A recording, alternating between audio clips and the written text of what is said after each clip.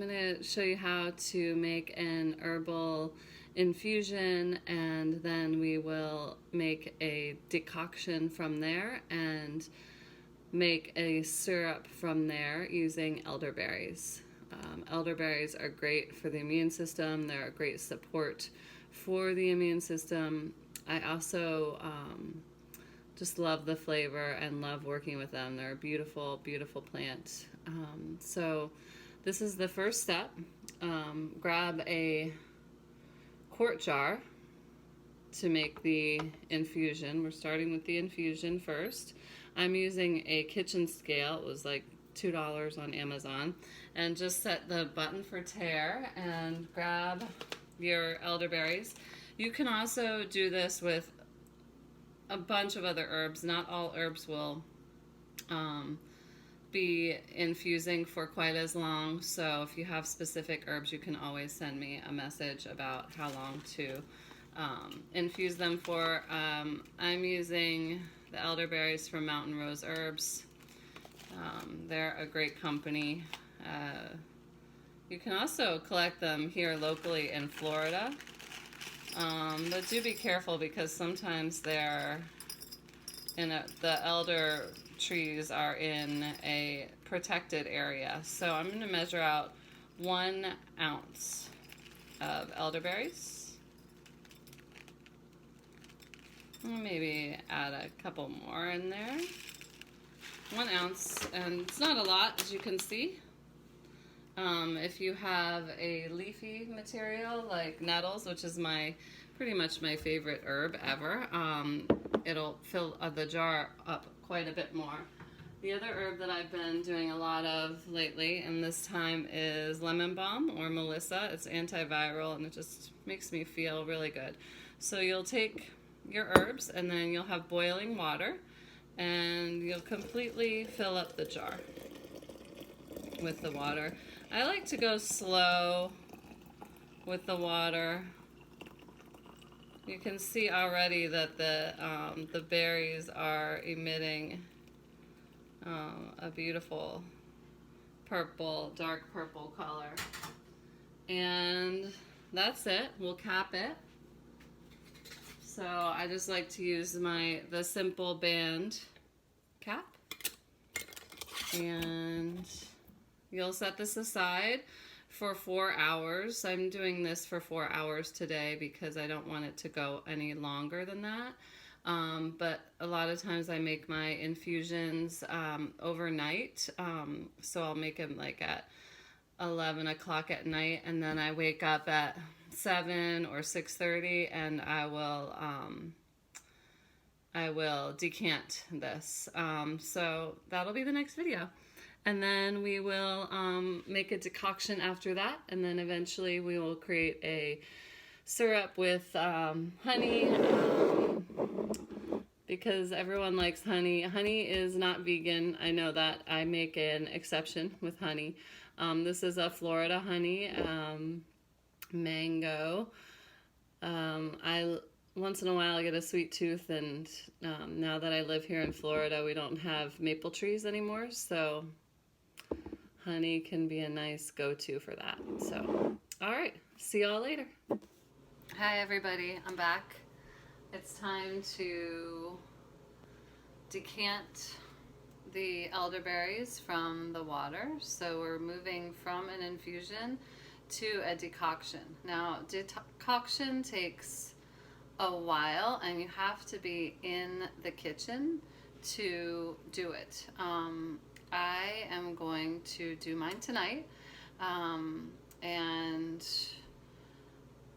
I will show you first though just how I like to take the plant material out from the water. So the infusion goes plant material, water. Here we go. So I use just this canning funnel, which is good for canning too. And then I put that in the top like this. And then I kind of just set that in here like this. So, and then I like to do just a quick flip So I'll take the lid off here. And sometimes it gets stuck on there. You have to use a cap remover. Sometimes it doesn't. So just be careful because it's full. And we're just going to, hopefully you can see out this. I just flip it. Can you see how beautiful that is? My gosh. I mean, if you're doing this along with me, you see how beautiful it is in your real life. So I just do that, and then I take the lid, the flat lid, and place it on top of the plant material and smush it down. As you guys can see, I'm not, like, obviously terrible at videotaping. Terrible. But I kind of like to just push it down. The berries, you may remember that we didn't have a ton of them, so I just like to push it down to get like all of the liquid out. And now we have a pretty full jar of elderberry infusion. So this is the infusion part. You can drink this. If you choose to stop here with your medicine making, you can, I'm just using my fingers to press down into the berries, into the fruit, just to get all the juice out of there. And I just kind of get rid of that and wash my hands again. So if you want, you can take a sip. And you'll taste it. It's very mild. What I'm going to do now is I'm going to place it in the refrigerator because I don't have time to do it right now, but I'll be back soon and give you guys the next step. If you want to get going on the decoction, you'll put the liquid in a pot, and I like to sometimes even use a double boiler, or just like a really nice heavy pot, like a stainless steel pot, or you know, something that's not lined with that Teflon stuff, something that's like a good, nice, solid stainless steel pot. And you'll just simmer it down until it gets to be about, you can simmer it down to about a half amount. So you would start with we have almost a quart, and you'll simmer it down to where you have just a half a quart. And if you really want a really powerful medicine, like something that gets like really, you barely have to give any dosage at all, like especially if you have like little kids that don't like to take anything, you can even bring it down to a quarter of the amount of liquid. So it seems like you're boiling it away, but you're not. So we'll do that, and then we'll come back and kind of see what happens, kind of move on from there. So for now, I'm going to put mine in the refrigerator. You can do that as well if you'd like, and then we'll meet back here and we'll get things boiling. Thanks, guys. Hey guys, I'm back for the third part of a series of creating elderberry syrup. This will be a short video. We'll just get started, and then we'll meet back here to add the final touches. So if you were able to start boiling your syrup right away, then great, you're one step ahead. I did not get to start last night because I had to take care of my dog, Marty. You guys all know her. So I saved it in the refrigerator, which is fine to do. So I'm going to take my stainless steel lined pan. It's a thick pot.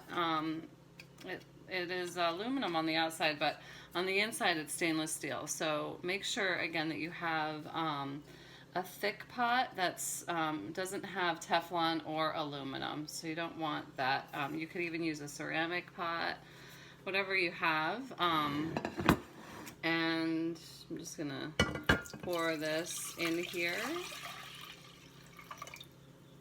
and get every last drop. And so you want to place this on the burner in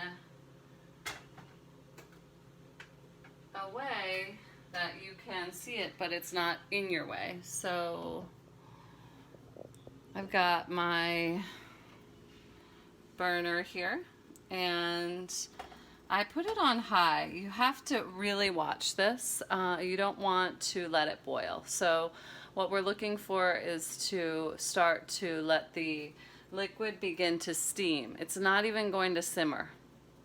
So since my liquid is cold, I put it on high just to kind of get it going. But I'm not going to leave it. So that's that. It takes a little bit of time. I'm going to stop the video and then I'll come back once it starts steaming. Hey guys, I'm back. So again, we started with that full quart of liquid. Wherever amount that you had, we're going to reduce it to half. And you can either measure it, or I'm just going to use the pan, and you kind of take note of where it is, and it will create a little line there, so that when it starts to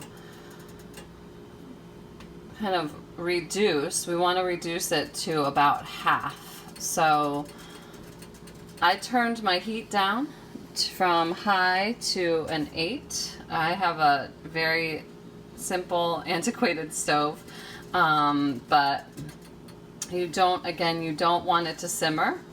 So from my point of view, I can see a little bit of steam, but not a whole lot. I don't know if that's showing on the video or not, but you want to just watch it and watch as the steam starts to happen. I'm going to turn it up just a little bit.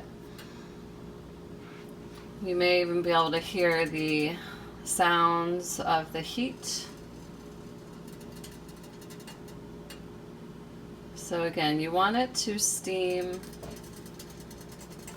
You don't want to leave the pot. You know, go to the bathroom, get your dog inside, do all the things that you need to do, and then put this on the stove.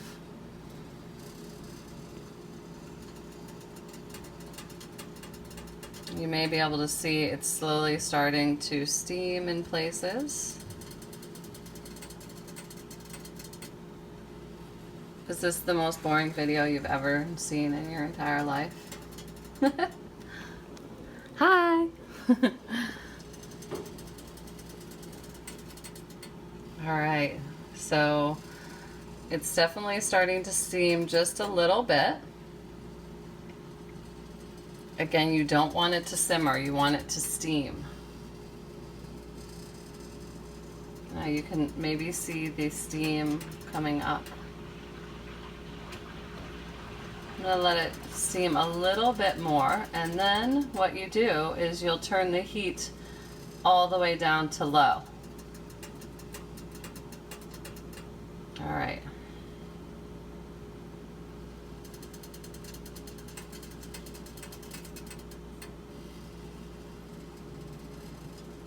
And you're carefully watching the whole time.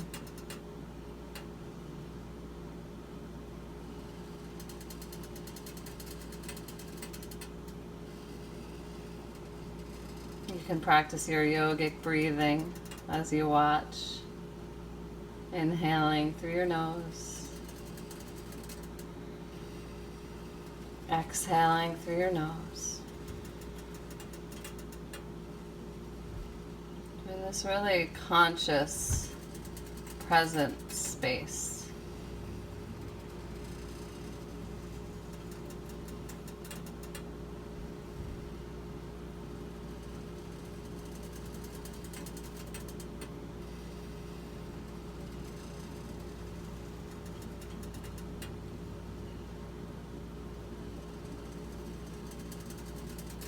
Again, you don't want it to simmer. This process will take a number of hours. So when you're at home doing projects is when you want to do this. Okay, so now it's steaming pretty heartily over here. So I'm going to take the heat all the way down to low. all the way down to low. You'll keep it uncovered, and then the reduction will start to happen.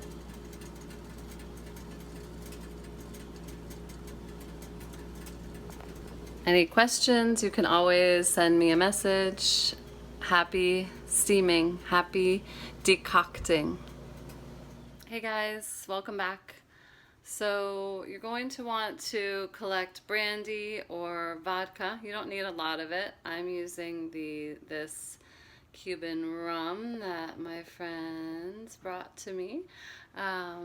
And you also want to get honey. You can also use sugar. I prefer honey, so we're going to use honey. It's the same amount of weight of sugar or honey as you have liquid. So if you have 8 ounces of liquid, it would be a ½ pound of sweetener, which is actually a lot. So I'm probably going to break my decoction up in 2 and save part for a decoction and the other part for the syrup. So let's just look and see what it looks like. You can see this line here. You can see how much it's reduced. I'm going to let it go maybe another ½ hour, and then I have to go teach yoga. So we'll be back to do this next part, but just gather your things. Oh, and the other thing is, turn your oven on maybe about to 215, 175 even, and put in your jars so that they can be sterilized. My oven doesn't have a great temperature regulator, so I put it up to 250, but that's actually feels pretty high. You don't need it very hot to sterilize the jars at all. So just to the warm, I think it's 145, I think is the sterilized temperature. I will look that up though and make sure it is. So I'll be back. Hey guys, I'm back. Decoction time. We are going to bottle, and if you are following along with me, you might need to take one extra step. Turn on the oven to low and make sure you sterilize the jars that you're going to pour the decoction in. I put the oven on very, very low. It's about 145 degrees, so maybe 210. Just so they're nice and hot.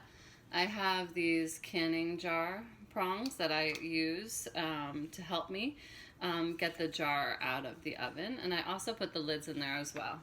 Then I made 2 labels, one for the decoction and one for the syrup. So I'm going to make both because I love having decoction as well as a little syrup for the sweet tooth. You've got your honey, and I'm going to use a little bit of alcohol to preserve the shelf life of both the decoction and the syrup. So it's 1 tablespoon of alcohol to 4 ounces of herbal decoction and or syrup. So go ahead and grab those items if you haven't already. I'm going to grab my tablespoon, and maybe not this one because it looks dirty. Thanks to my mother. I have many. Here's one tablespoon. So you'll grab that, and now I'm just going to take my jars, 1 jar actually, out of the oven using these grabbers. I'm just going to put it here like this, and I'm using the grabber because it's hot. And I'm going to move the camera a little bit so you can see our decoction. It has been slowly reducing for a little over 4 hours, and you can see that the liquid has gone down quite a bit. Hopefully you can see that. There's that line, kind of like a stain on the side of the pot. So we are ready. Yay! All right,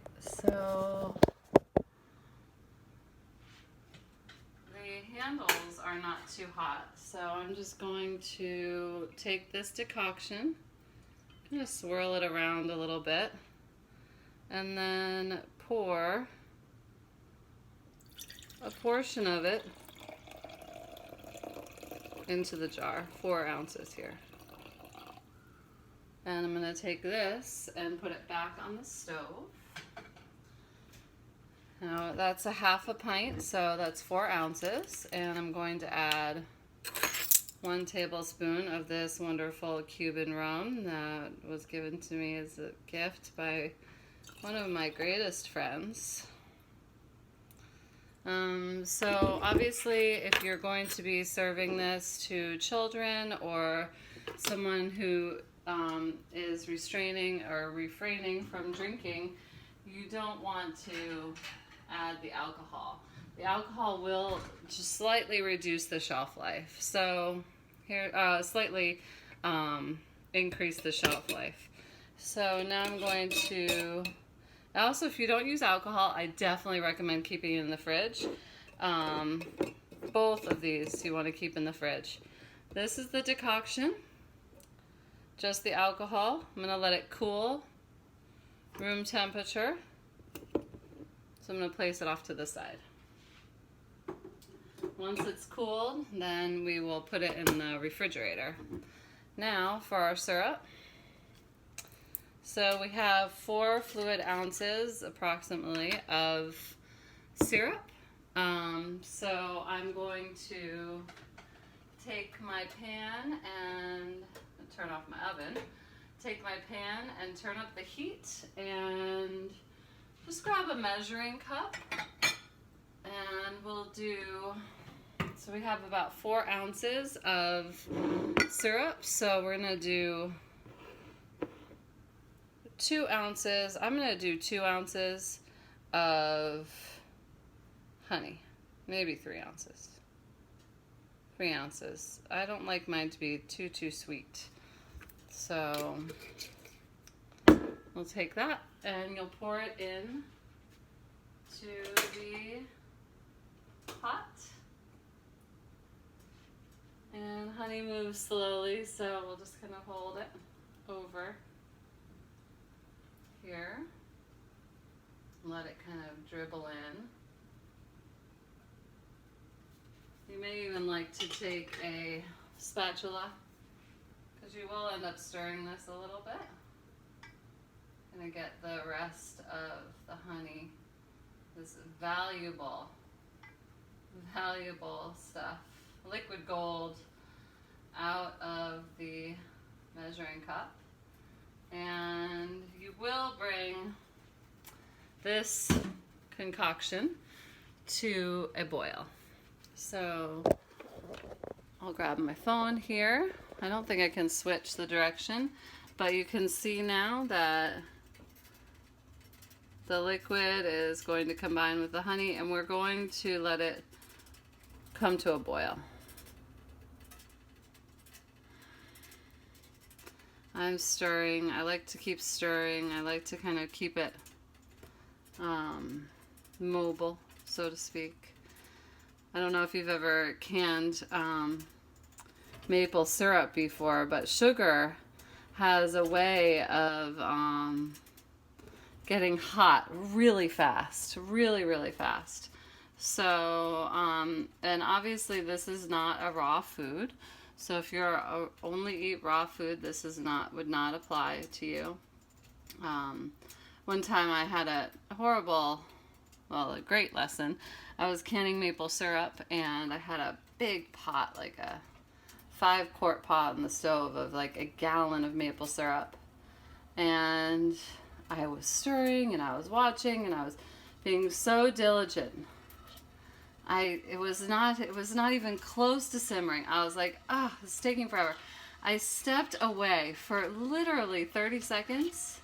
I came back and the whole pot was overflowing and I literally had maple syrup down the sides of my oven, everywhere. So see, it's boiling now. And the mess was so bad. You guys. I had to call my mom. That's how bad it was. Okay, it's boiling. I'm going to reduce the heat now a lot. And let it simmer here for about 30 seconds. Maybe not even.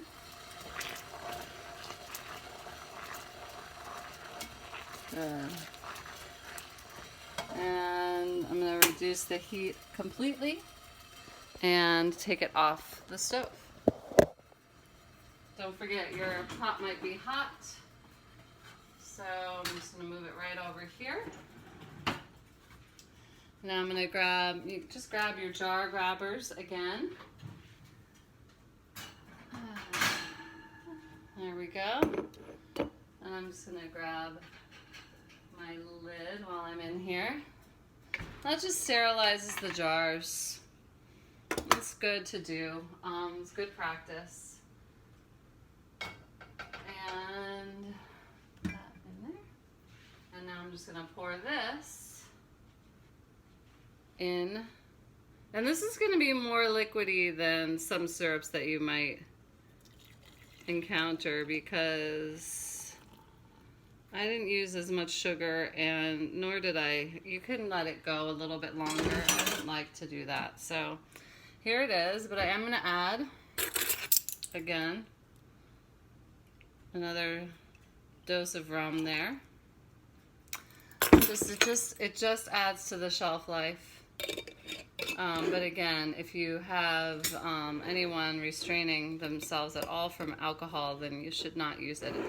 It's not 100% necessary at all. I'm just going to swirl it around, and that's it. So I made my labels, but the jars are hot, so I'm just going to put them on later. But one of the ways that I remembered which is the syrup has the Dulce Flakes label. I had already written that on there in Sharpie a million years ago.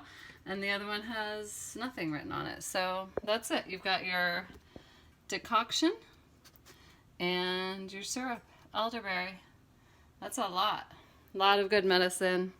Thank you so much for tuning in. Check back in later. We'll be making raw hummus.